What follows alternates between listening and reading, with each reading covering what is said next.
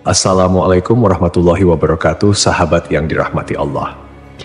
Nabi Isa alaihi salam adalah salah satu nabi yang wajib diimani seluruh umat Islam di dunia. Beliau diutus oleh Allah Subhanahu wa Ta'ala kepada Bani Israel karena kesesatan yang dilakukan oleh kaum tersebut sepeninggal Nabi Musa alaihi salam. Tidaklah sempurna iman seorang Muslim bila tidak mengimani keberadaan salah satu dari 25 nabi-nabi yang memiliki kemuliaan di sisi Allah Subhanahu wa Ta'ala. Pada akhir zaman, Nabi Isa alaihi salam akan kembali turun ke bumi untuk membunuh Dajjal, musuh umat Muslim yang paling ditakuti karena kehebatan fitnahnya. Nabi Isa akan datang kembali ke muka bumi demi menegakkan kebenaran serta memberi petunjuk jalan menuju keselamatan. Selain itu, ia juga membawa misi penting untuk membunuh Dajjal. Dajjal akan menyebarkan fitnah, kemudian berusaha menyesatkan umat manusia agar jauh dari jalan Allah. Tipu dayanya amatlah dahsyat sehingga yang baik akan terlihat buruk. Namun, tahukah Anda mengapa justru Nabi Isa alaihi salam yang ditugaskan Allah Subhanahu wa Ta'ala untuk membunuh Dajjal? Mengapa bukan Nabi Muhammad Shallallahu Alaihi Wasallam yang secara syariat sebagai junjungan seluruh umat Muslim di dunia? Sejatinya, hanya Allah SWT yang tahu alasan mengapa mengutus Nabi Isa untuk membunuh Dajjal. Tapi sebelum lanjut, jangan lupa klik tombol subscribe, like, komen, dan lonceng notifikasi sahabat untuk mendukung channel ini agar terus menyiarkan syiar Islam. Serta silakan tulis harapan sahabat di kolom komentar. Semoga semakin banyak yang mengaminkan, maka makin cepat terkabul. Membuktikan Nabi Isa masih hidup. Alasan pertama yaitu membuktikan bahwa Nabi Isa masih hidup. Bangsa Yahudi dan Nasrani percaya bahwa Nabi Isa dibunuh dan disalib oleh orang-orang Romawi. Namun, sebenarnya Allah Subhanahu wa Ta'ala menyelamatkannya dengan menggantikan peran Nabi Isa alaihissalam kepada orang yang wajahnya diserupakan dengan beliau. Sedangkan Nabi Isa alaihissalam sendiri diangkat ke langit atas izin Allah Subhanahu wa Ta'ala. Karena ucapan mereka orang Yahudi, sesungguhnya kami telah membunuh Al-Masih Isa putra Maryam, Rasul Allah. Padahal mereka tidak membunuhnya dan tidak pula menyalibnya, tetapi yang mereka bunuh ialah orang yang diserupakan dengan Isa.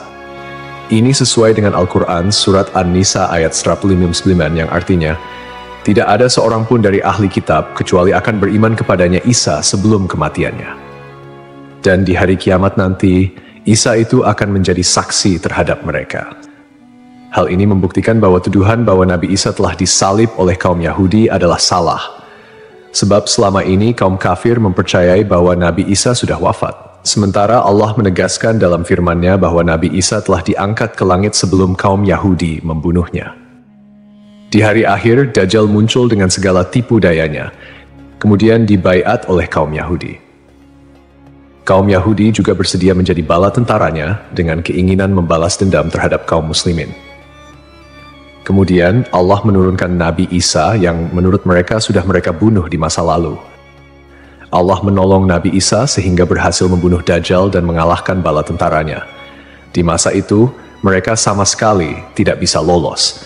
Bahkan jika ada seorang Yahudi yang bersembunyi di balik pohon, batu, atau dinding, maka benda-benda itu akan berseru, "Di sini ada orang Yahudi."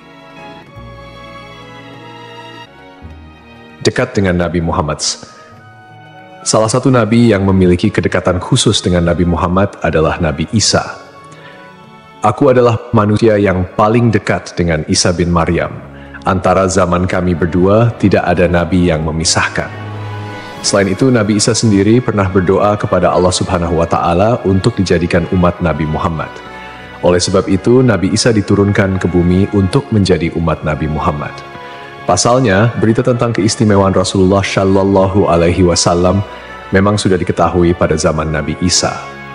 Hal tersebut diterangkan di dalam Injil sesuai surat Al-Fath ayat 29. Nabi Muhammad adalah utusan Allah dan orang-orang yang bersama dengan dia bersikap keras terhadap orang-orang kafir yang bersikap memusuhi, tetapi berkasih sayang sesama mereka. Itu adalah sifat-sifat mereka yang diungkapkan dalam Taurat dan Injil. Yakni seperti benih yang mengeluarkan tunasnya, kemudian tunas itu makin kuat, lalu menjadi besar dan tumbuh di atas batangnya. Tanaman itu menyenangkan hati orang yang menanamnya. Keadaan mereka diumpamakan seperti itu. Karena Allah hendak membuat marah orang-orang kafir. Allah menjanjikan kepada orang-orang yang beriman dan mengerjakan kebajikan di antara mereka ampunan dan pahala yang besar. Nabi Isa alaihissalam kembali turun ke bumi diyakini akan menegaskan kebenaran dari ajaran Nabi Muhammad SAW. Tidak bisa dipungkiri bahwa saat ini banyak umat Nabi Isa yang tidak menerima ajaran Nabi Muhammad SAW. Padahal Nabi Isa alaihissalam merupakan pengikut dari Rasulullah SAW. Al-Baghawi menceritakan dalam tafsirnya bahwa ketika Isa alaihissalam mendatangi Baitul Maqdis, di mana orang-orang sedang bersiap salat asar, maka imam di masjid itu mundur dan menyuruh Isa untuk maju. Namun Nabi Isa enggan dan ia tetap salat di belakang imam dengan syariat Nabi Muhammad SAW. Menjalankan kewajiban jihad. Menjalankan kewajiban jihad sebagai kaum muslimin adalah tugas yang penting. Maka Nabi Isa diturunkan ke bumi untuk menjadi umat Nabi Muhammad. Keistimewaan Nabi Muhammad memang sudah diketahui sejak masa Nabi Isa dan diterangkan di dalam Injil sesuai surat Al-Fath ayat 29, yang artinya, Muhammad adalah utusan Allah dan orang-orang yang bersama dengan dia bersikap keras terhadap orang-orang kafir, tetapi berkasih sayang sesama mereka. Kamu melihat mereka ruku dan sujud mencari karunia Allah dan keridhaannya. Pada wajah mereka tampak tanda-tanda bekas sujud. Demikianlah sifat-sifat mereka yang diungkap Taurat dan sifat-sifat mereka yang diungkapkan dalam Injil. Saat Nabi Isa turun ke bumi, Dajjal sudah berada di tengah masyarakat dan memperdaya manusia. Sebagai kaum muslimin, Nabi Isa berkewajiban untuk berjihad melawan Dajjal dan bala tentaranya. Menjalankan kewajiban jihad. Allah Subhanahu wa Ta'ala memilih Nabi Isa alaihissalam untuk membunuh Dajjal sebagai bentuk penegasan terhadap kebenaran agama Islam. Sebagian umat Nabi Isa masih belum menerima ajaran Nabi Muhammad dan masih memandang Nabi Isa sebagai anak Allah Subhanahu wa Ta'ala, walaupun Nabi Isa sendiri menolak klaim tersebut. Nabi Isa sebagai nabi yang jarak paling dekat dengan Nabi Muhammad. Keduanya merupakan tokoh yang unik dalam perjalanan kenabian. Tidak ada nabi yang diutus oleh Allah Subhanahu wa Ta'ala di antara masa hidup Nabi Isa dan Nabi Muhammad. Oleh karena itu, Allah Subhanahu wa Ta'ala mengutus Nabi Isa untuk membunuh Dajjal dan menghapus seluruh agama selain Islam. Tujuannya agar umat Nabi Isa menyadari kesesatan pandangan mereka dan beriman kepada Allah Subhanahu wa Ta'ala serta Nabi Muhammad sebagai nabi terakhir. Tindakan ini juga menggambarkan bahwa agama Islam adalah agama yang benar dan sempurna, mengintegrasikan ajaran-ajaran para nabi dari sebelumnya. Agama Islam sebagai agama rahmatan lil alamin yang membawa kedamaian, keadilan, dan kesejahteraan bagi seluruh makhluk. Nabi Isa diberikan mukjizat luar biasa seperti menghidupkan orang yang telah mati, menyembuhkan orang buta dan sakit, serta berbicara di buayan hingga dapat menciptakan burung dari tanah liat. Nabi Isa sebagai penyempurna dari ajaran sebelumnya menyampaikan bahwa setelahnya akan muncul seorang utusan terakhir, yakni Nabi Muhammad. Nabi Muhammad, nabi yang paling mulia dan utama di antara semua nabi. Beliau dianugerahi mukjizat terbesar, yaitu Al-Quran, yang merupakan firman Allah Subhanahu wa Ta'ala yang tidak dapat ditiru ataupun diubah oleh siapapun. Selain itu, Nabi Muhammad juga memiliki syafaat, yaitu pemberian ampunan kepada umatnya di hari kiamat. Melalui perbuatan membunuh Dajjal, Nabi Isa akan memperkuat dan menegaskan kemuliaan Nabi Muhammad, mengakui kedudukannya sebagai nabi penutup zaman. Tidak hanya Al-Quran, Nabi Muhammad juga diberikan mukjizat lain seperti membelah bulan dan air mengalir dari jemari tangannya. Perjalanan Isra dan Miraj serta mampu bersabda dalam berbagai bahasa. Mukjizat-mukjizat ini menunjukkan kekuasaan Allah yang melampaui batas akal manusia. Sementara keistimewaan Nabi Muhammad sebagai utusan Allah yang paling sempurna semakin terungkap, akhlak mulia, kejujuran tak tercela, keberanian luar biasa, dan kepedulian yang mendalam terhadap umatnya juga menjadi bagian dari kepribadian Nabi Muhammad. Beliau adalah uswatun hasanah, telan baik bagi seluruh manusia. Hubungan dekat Nabi Isa dan Nabi Muhammad terlihat jelas, di mana Nabi Isa adalah nabi yang paling mendekati masa kenabian Nabi Muhammad tanpa ada nabi lain yang diutus oleh Allah antara keduanya. Nabi Isa bahkan menyampaikan kabar tentang kedatangan Nabi Muhammad sebagai nabi terakhir. Beliau mengakui bahwa Nabi Muhammad adalah nabi penutup para nabi dan menyatakan persaudaraan di antara mereka, cinta dan saling menghormati.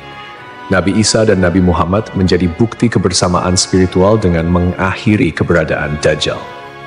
Nabi Isa secara simbolis menegaskan kemuliaan Nabi Muhammad dan menghormati sebagai nabi akhir zaman. Untuk dikembalikan ke tanah. Alasan selanjutnya, Nabi Isa alaihissalam akan dikembalikan ke bumi sesuai kodrat manusia yang tercipta dari tanah.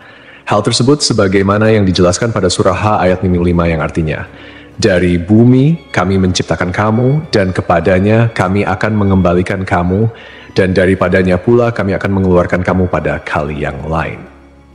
Nabi Isa alaihissalam diturunkan ke bumi juga menandakan bahwa ajalnya akan tiba.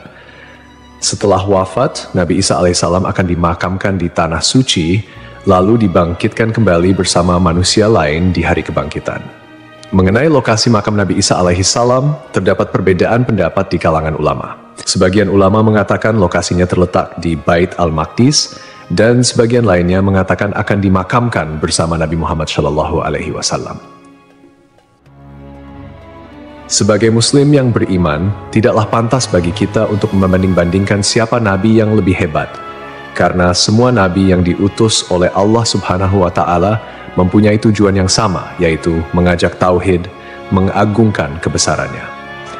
Nabi Isa alaihissalam selain ditugaskan Allah Subhanahu wa Ta'ala untuk membunuh Dajjal pada akhir zaman, ternyata beliau juga akan memiliki tugas dan maksud tertentu yang pada intinya adalah menegaskan ajaran yang dibawa oleh Nabi Muhammad SAW kepada seluruh manusia yang ada di dunia.